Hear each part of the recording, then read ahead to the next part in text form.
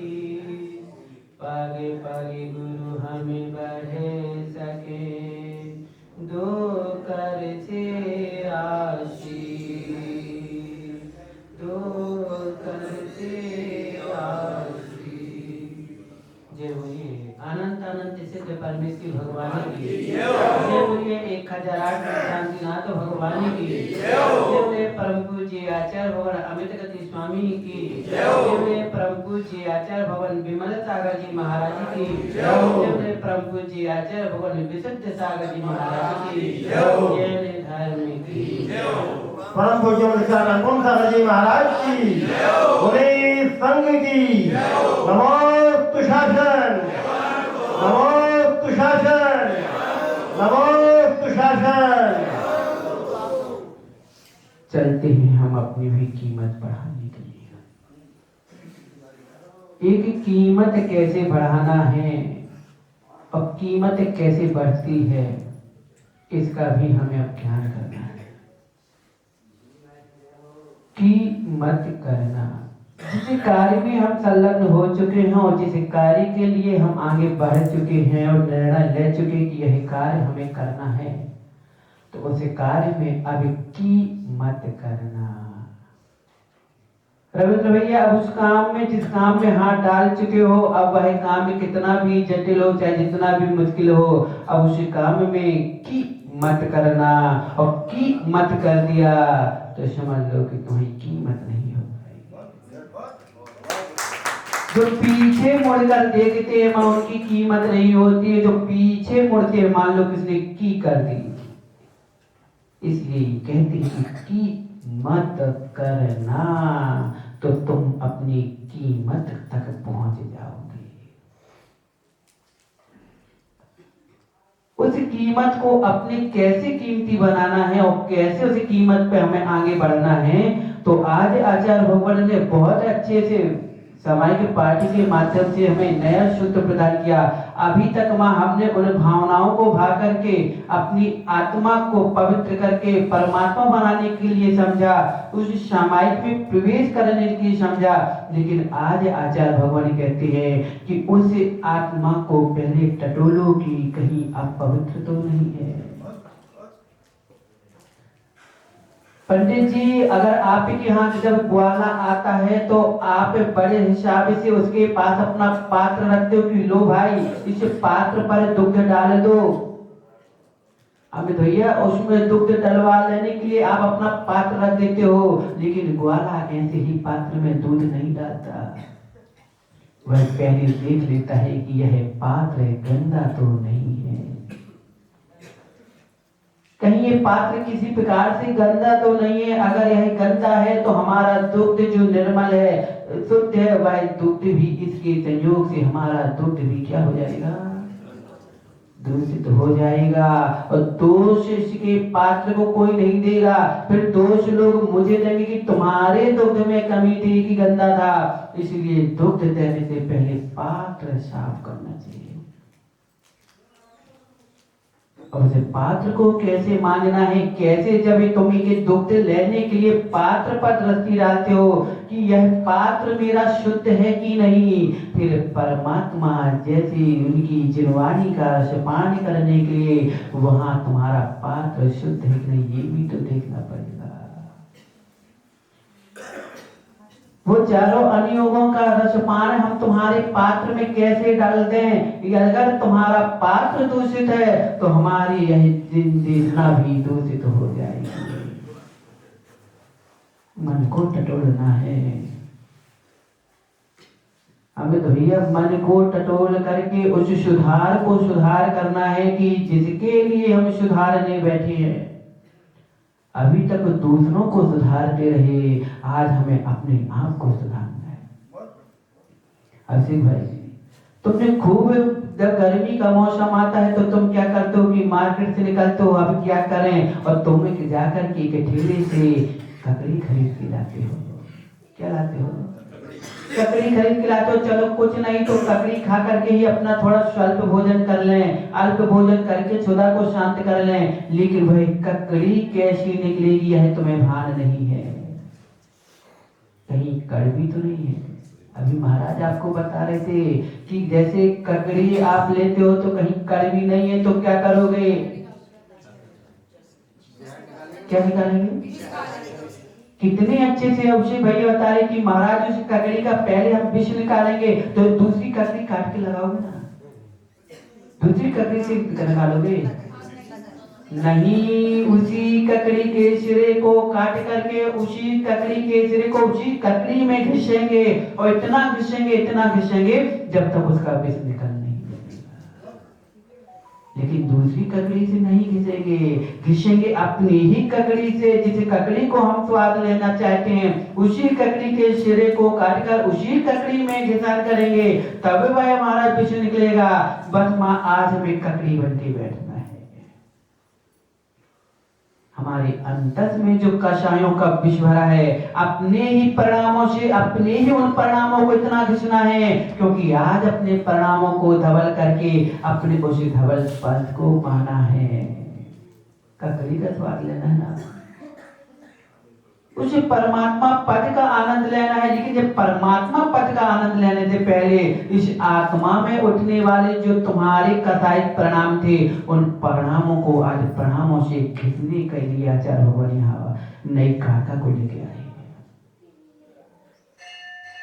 दूसरों से मत अवलोकन करना कि दूसरा व्यक्ति ये करता है। आज तक दृष्टि यही रही कि दूसरा क्या कर रहा है, दूसरे ने क्या बोला, हमने खूब बातें की, खूब निंदा की, खूब आलोचना की, लेकिन अपनी नहीं, दूसरों की की। बड़े कान, कितने कान खड़े खड़े करके सुनते हैं कि कौन क्या कह रहा है। यहाँ सामने भी दृष्टि है, लेकिन दृष्टि सामने होती है, लेकिन कान कहीं और लगे होते हैं। कान बड़ी गौर से कहीं और लगते हैं। अमित भैया आजकल तो दीवारों के भी कान होने लगे। हाँ, दीवारों के भी कान होने लगे, हवाओं के भी मुख खुलने लग गए। जो तुम नहीं बोल पाओगे वो हवाएं चारों फैला देती। जमाना ऐसा आ गया है। दोष हम आज तक करते आए, लेकिन दोष को दोष अपना नहीं माना, दूसरों के दोष पर दो दृष्टि रख करके दोषित उसे देते रहे कि यह दोषी, इसने दोष किया है, लेकिन अपने दोष को कभी हमने दोष नहीं कहा। अभिषेक भैया एक कहावत है ना, कृष्ण करे तो लीला और जगत करे तो पाप। स्वयं लीला करे तो स्वयं कर्म करे तो ये हमारी लीला है, और दूसरे कर दे तो माया इसने पाप किया है, दोषी है, अपराधी है। लेकिन अपराध जो कर रहे हैं, जो अपराध हमसे हो रहे हैं, लेकिन उस अपराध, अब हमें अपराध समझ करके उस राध की ओर पहुंचना है। लेकिन हमने राध को ही नहीं समझा तो अपराध को क्या स्वीकार करोगे। यहाँ पर आचार्य भगवान से प्रार्थना करते कि सामायिक में प्रवेश करने से पहले उसे अपने पात्र पर, उस दुग्ध को लेने से पहले उस पात्र पर दृष्टि रख रहे हैं कि कहीं इसमें किसी प्रकार का जामन तो नहीं डाला, नहीं तो यह दुग्ध भी हमारा नष्ट हो जाएगा। दुग्ध भी हमारा नष्ट हो जाएगा कि हमने इतना सब कुछ सुना, सब कुछ ग्रहण किया, पता चला कि जब तपने की बारी आई तो दुग्ध फट गया। तो यहाँ पर आचार्य अमित गति स्वामी उस गुण रहस्य से प्रारंभ करते करते आज माँ उस प्रतिक्रमण की ओर उतर गए कि उस जिस प्रतिक्रमण में कि दूसरों की आलोचना नहीं, स्वयं की आलोचना की आज चर्चा कर रहे हैं। निंदा करना मोक्ष मार्ग है। पंडित जी, निंदा करना मोक्ष मार्ग है। हाँ पंडित जी, निंदा करना मोक्ष मार्ग है। अगर निंदा नहीं करोगे तो मोक्ष मार्ग पर तुम सक्सेस नहीं हो पाओगे, लेकिन निंदा करोगे ना तो संसार मार्ग में ही अटके रहोगे।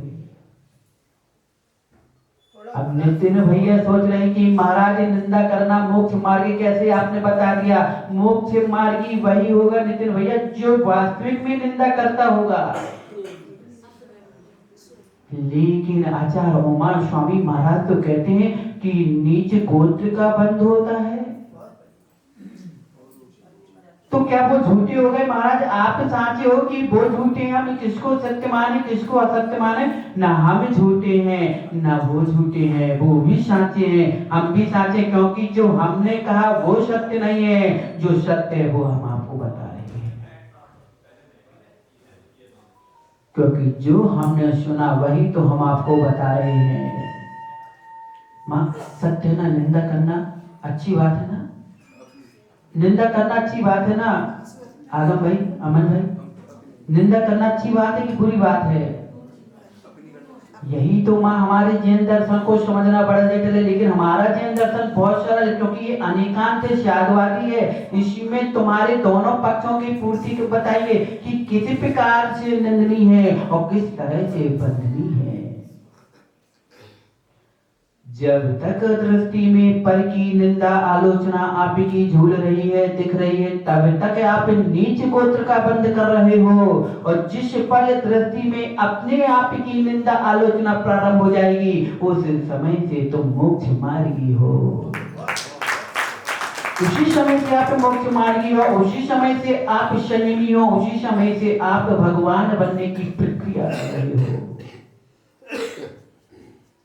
लेकिन जब तक दृष्टि अपने पर नहीं जाएगी तब तक अपने आप को नहीं देख पाओगे। दूसरों पर भी दृष्टि डालो, लेकिन उसकी दृष्टि पर भी अपनी दृष्टि को ही निहारना। हमें भैया दूसरों पर दृष्टि रखना, लेकिन दूसरों पर दृष्टि डालकर अपनी दृष्टि देखना। अगर किसी के पास मां दर्पण ना हो और अपने बाल संभालना हो और सामने व्यक्ति खड़ा हो, हमें बाल संभालना है, हम अपनी आंख को देखना, तो क्या करोगे मेरे भैया? कुछ नहीं, अपनी आंखों में, उनकी आंखों में डालना प्रारंभ कर दो, लेकिन उसकी आंखों को देखने मत लगना, नहीं तो तुम उसकी आंखों में ही लगा टकटकी लगा के देखते रहो। उनकी आंखों में अपनी आंख तो डालना, लेकिन उनकी आंखों में से अपनी आप की आंख को निहारना कि हमारा चेहरा कैसा है, तो नियम से तुम सुधार जाओगे। कितने अच्छे उदाहरण से आचार्य भगवान समझाते कि दृष्टि अगर रखने की शौक भी है ना तुम्हें, तो डालो, खूब डालो, लेकिन उस पर दृष्टि डाल करके अपनी दृष्टि को निहारना कि मैं कैसा हूं, मैं कैसा हूं, कहीं मैं तो नहीं बिगड़ा हूं। अपने आप के चेहरे को संभाल लिया, बस यही देखना है कि दूसरे ने यह अपराध किया है। ऐसे भैया आपने स्कूल में पढ़ाई तो की होगी ना, जब स्कूल में पढ़ाई कर रहे थे तो तुम्हें पेपर तुमको मिलता है, तो उसमें पेपर में लिखते हो तो उसके पेपर के पीछे वहां क्या लिखा होता है? उत्तर पुस्तिका होती है ना, उत्तर पुस्तिका होती है। फिर उसमें हम देख लेते कि कहीं ये सवाल हमारा गलत तो नहीं है, ये हमारा सवाल सही है कि नहीं है। उस उत्तर पुस्तिका के माध्यम से हम निहार लेते हैं कि हमारा कहीं सवाल गलत तो नहीं हो रहा है। लेकिन सवाल लगाओगे नहीं और उत्तर पुस्तिका खोल के बैठोगे तो सवाल समझ में आएगा नहीं, सवाल समझ में आएगा ही नहीं। पहले हल करो, फिर उत्तर पुस्तिका के माध्यम से देखोगे तो अपना सवाल समझ में आएगा कि मेरा सवाल कहाँ गलत हो रहा है, कहाँ विधि गलत हो रही है, कहाँ पर हमारा अनुसंधान गलत हो रहा है। बस ऐसी ही दृष्टि अमित भैया, दूसरा अगर कोई दोष कर रहा है तो उसको देख करके अपनी उत्तर पुस्तिका देख लो कि कहीं ये अपराधी, कहीं इसके अपराध को देखते देखते कहीं मैं अपराधी तो नहीं हो रहा हूँ, कहीं मेरा ये सवाल गलत तो नहीं हो रहा है, कहीं ये मेरा कदम गलत तो नहीं हो रहा, कहीं मेरा निर्णय गलत तो नहीं कर रहा है कि मुझे ही अपराध बना दे। अभिषेक भैया तो गए दौड़ते दौड़ते मंदिर में और जाकर के घुस गए तो देखा महाराज वो तो ऐसे घुस गए, वो तो ऐसी पूजा कर रहे हैं और आप हमें मना कर रहे हो। तुमने ये तो देख लिया कि अभिषेक दौड़ते गया, लेकिन उसने गलत किया तो तुम क्यों गलत कर रहे हो? जो तुम्हें गलत लग रहा है उस गलत पे गलत कदम क्यों रख रहे हो? अपना सवाल क्यों गलत कर रहे हो? नकल भी करो तो अकल के साथ कि बगल वाले ने 2 × 2 = 8 लिखा तो क्यों लिखा? क्यों लिखा? हमने 2 के ऊपर 2 की घात जो चढ़ी थी वो तो देखी नहीं, बस बगल का 2 × 2 देख लिया और 8 लिख दिया, लेकिन बगल की जो घात चढ़ी थी उसकी में हमने वो नजर डाली नहीं। यही सोचना है कि उत्तर पुस्तिका कैसे सुधारना है अपनी।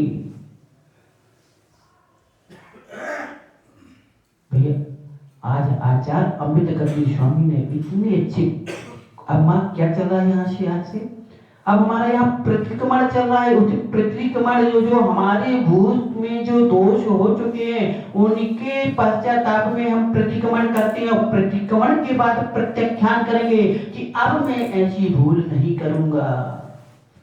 लेकिन भूल का ही एहसास नहीं है तो कौन सी भूल को भूलोगे और कौन सी भूल ना सीखोगे?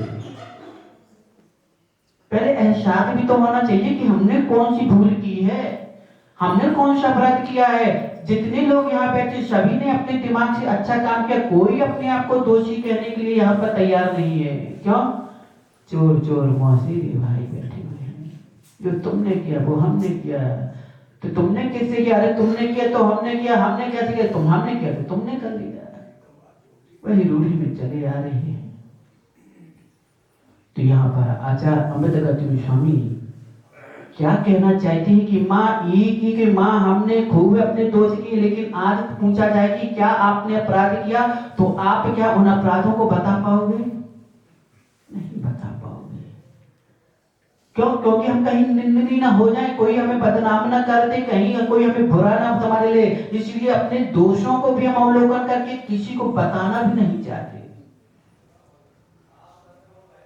बचना चाहिए कि कहीं निंदनीय ना हो जाए, और जब तक निंदनीय होने के भय से तुम अपने दोषों का अवलोकन नहीं करोगे तब तक अमित भैया तुम्हें कभी बंदनी नहीं हो पाओगे,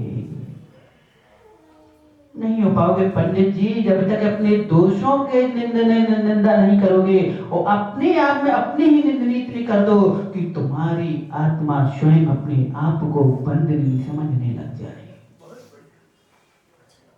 बंद को तोड़ना है तो आचार्य भगवान कहते हैं माँ ये अगली कथा को पढ़ लें, नहीं तो आप कहोगे कि महाराज आप इतना हमें डुबा देते हो, इतना डुबा देते हो कि उभरने का नाम ही नहीं देते। क्योंकि माँ नींद ही 2 ही चीजें तो हैं जो कल हमने आपको बताई थी, एक नींद और एक नदी। जब आती है तो अच्छा को डुबा के ले जाएगी, लेकिन हम डुबाएंगे नहीं, फिर भी डुबाए बिना छोड़ेंगे नहीं। हम किसी को डुबाएंगे नहीं, लेकिन बिना डुबाए हम छोड़ेंगे नहीं, क्योंकि आचार्य भगवान ने कहा कि तुम किसी को छेड़ना नहीं, और जो तुम्हें छेड़े तो उसे फिर तुम।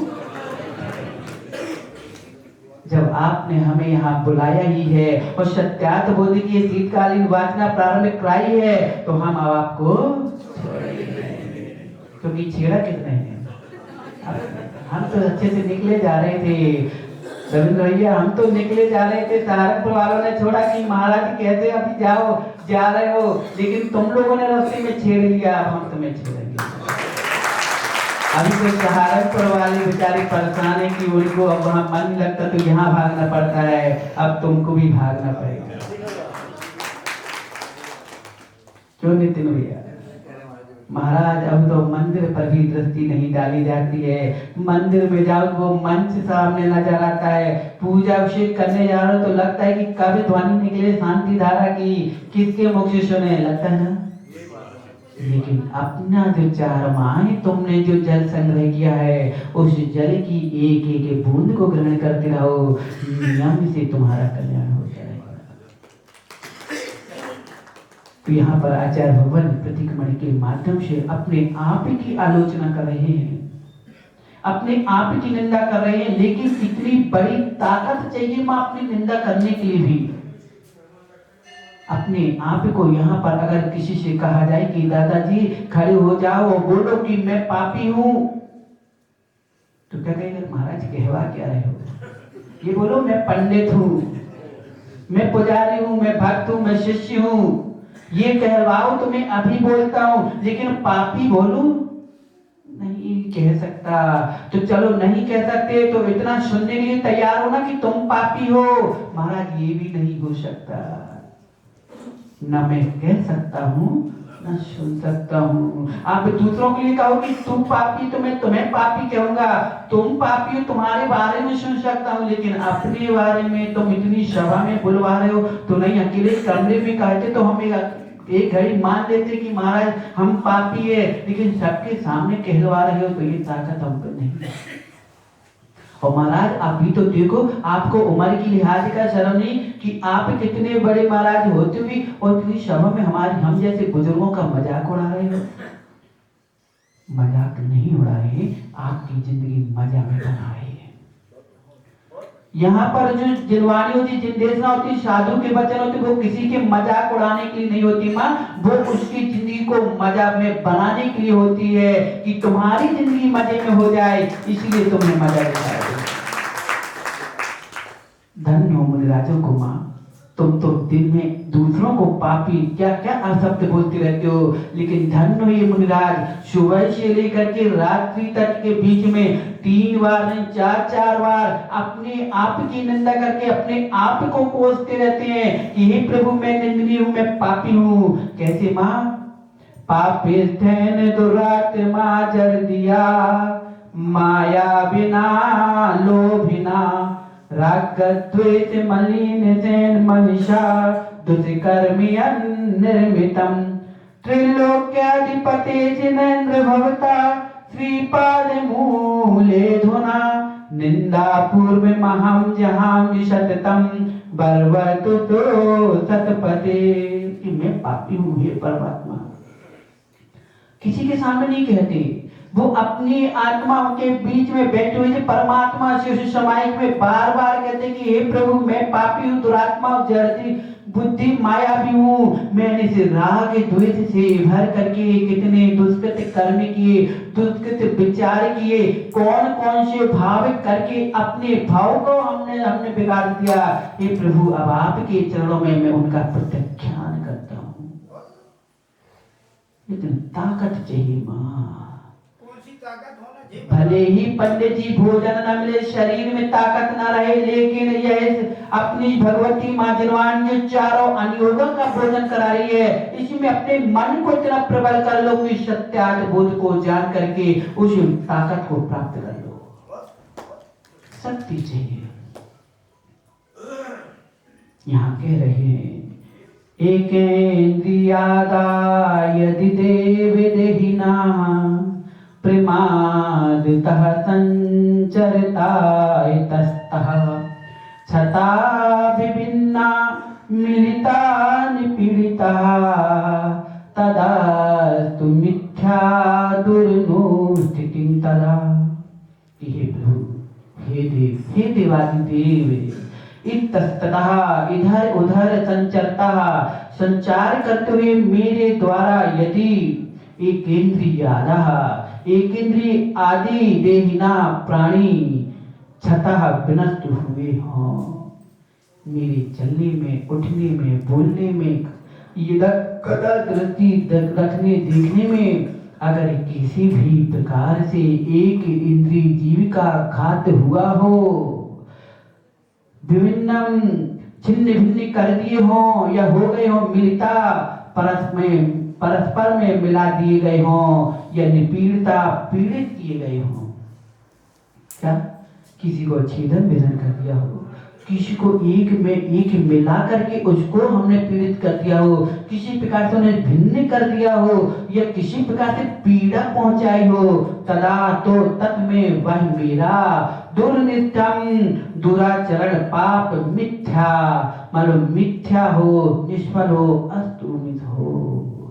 तस्मिच्छामि दुक्कडम, हे प्रभु मेरे द्वारा आज तक जितने भी दिन भर की क्रियाओं में एक इंद्रिय जीवों के लिए मां देखिए कितने सूक्ष्म जीव से लेकर के प्रारंभ करें कि एक इंद्रिय जीव के अगर मैंने घात किया हो, कराया हो, करने की अनुमोदना की हो या मेरी ऐसी कोई प्रवृत्ति के माध्यम से उन जीवों को पीड़ा पहुंची हो तो उनके लिए मैं तस्मिच्छामि दुक्कडम, वह मेरा कार्य दुष्कृत कार्य, वह मेरा मिथ्या हो।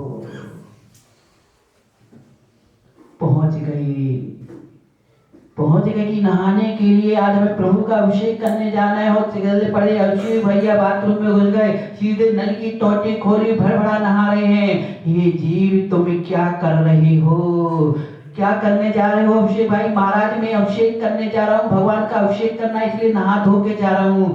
हे जीव तुम किसके लिए अभिषेक करने जा रहे हो, किसका अभिषेक कराने जा रहे हो? जो भगवान बन चुके उनका तो अभिषेक करने के लिए तुमने भाव जागृत किए, लेकिन जो भगवान बनने वाले एक इंद्रिय जीव उस जल में जो जीव बैठे थे उन जीवों का तुम घात करते जा रहे हो, अनछने जल में उनके भड़बड़े बहाते जा रहे हो। क्या कर रहे हो? शुद्ध वस्त्र पहन करके दौड़ के चले जाने की अभिषेक छूट न जाए, भगवान कहीं प्रक्षालन करके उठ न जाए और दौड़ते दौड़ते मां मंदिर में चले गए, लेकिन तुम बने बनाए भगवान के प्रक्षालन के लिए तो जा रहे थे, लेकिन दौड़ते दौड़ते तुमने कितने जीवों का घात कर दिया। वे जीव भी तो भगवान बनने वाले ही थे, बने बनाए के पीछे बनने वालों का घात करते हुए जा रहे हो। कैसे तुम्हारी धर्मात्मा, कैसी तुम्हारी बुद्धि, कैसा तुम्हारा यह सोच है कि तुम किस पे काम करें? महाराज पुण्य तो करने जा रहे थे, पुण्य करने जा रहे थे तो जीवों ने क्या बिगाड़ा कि जो तुम उनका घात करते जा रहे हो? पानी से नहा सकते कि छन्ना लगा? अरे पंडित जी छन्ना तो तुम्हें नल पे लगा रहे, लेकिन पहले उन प्रणामों में भी छन्ना लगाओ जिनके माध्यम से जो तुम्हारे पाप चल रहे हैं। तुम मन में छन्ना लगा लो तो फिर उसमें छन्ना लगाना न लगाना उसका विवेक तुम्हें जागृत हो जाएगा। माँ ऐसे भी घर है नितिन भाई की छन्ने लगा दिए। हम महाराज छने पानी का प्रयोग करते हैं, हमारा नियम है कि हम छने पानी का ही प्रयोग करेंगे, चाहे वो नहाने में हो, लैट्रिन बाथरूम, किसी भी क्रिया में छने पानी। और पंडित जी छन्ना लगा दिया, टोटी चालू की, पानी लिया, अपना प्रयोग कर लिया, लेकिन उन छन्ने को कभी बदला नहीं, उसकी बिछानी कभी डाली नहीं। वो जीव जो उसमें छन्ने में लटक गए, फंस गए, वो बिलबिलाते वहीं मर गए। कई ऐसे घर में सालों सालों छन्ना लगे रहते हैं।